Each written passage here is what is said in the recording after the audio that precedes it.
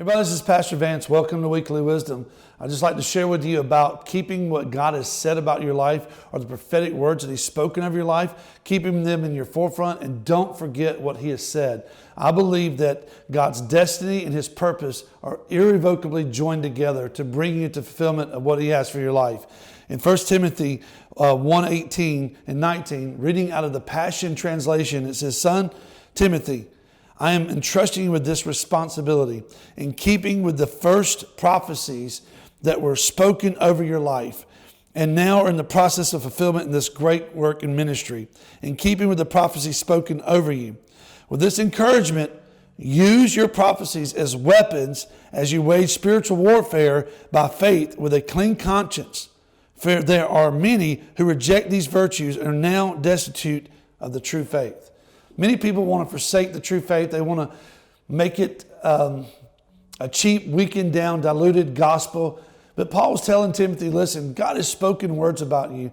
We have prophesied to you. And those things that you're going through now, that warfare and all the problems you're going through, keep those prophecies in front of you. Remember what God has said about your life and your destiny. Wisdom is this, following what God has said. Jesus said, if you obey my commandments and do the things I say, then you'll be blessed, you'll be fulfilled, and you'll walk in God's promises. So Paul's just telling him, use these prophecies as a weapon, something to actually stand against the enemy. When you go through dark times, when you go through times where you don't even know what to do or how to do it, trust me, go back to what God has said to you. I was in South Africa back in October, and I got this tremendous prophetic word. And this is something that God has spoken to me for over probably 20 plus years. But it was Smith Wigglesworth's great-granddaughter. And she spoke to me as she was ministering. And I was just trembling under the presence of God and shaking. She stopped while she was preaching. And she said, "Sir, the glory of God's on you. And Smith Wigglesworth's mantle is coming on your life. You've been asking this for 20 years. My goodness. What a great word. But also, it was a confirmation of something the Lord has spoken to me. And who would like to have Smith Wigglesworth's mantle? But at the same time, the cost of that mantle, the price of that mantle, what does it take? Your life has to get consumed again with the things of God.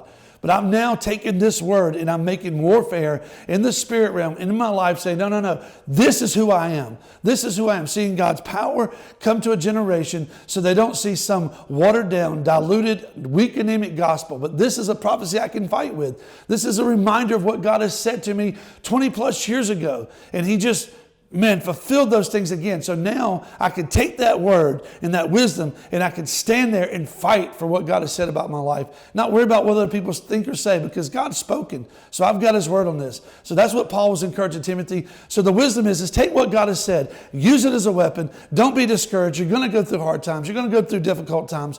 But just remember what God has said because that's what's going to bring you to the other side. God bless you. Thank you for listening. Hey everybody, if you enjoyed this Weekly Wisdom, please subscribe to this channel. Also, you can hit the notification buttons and it'll let you know when all the different things are coming up for Atlanta Revival Center. God bless you.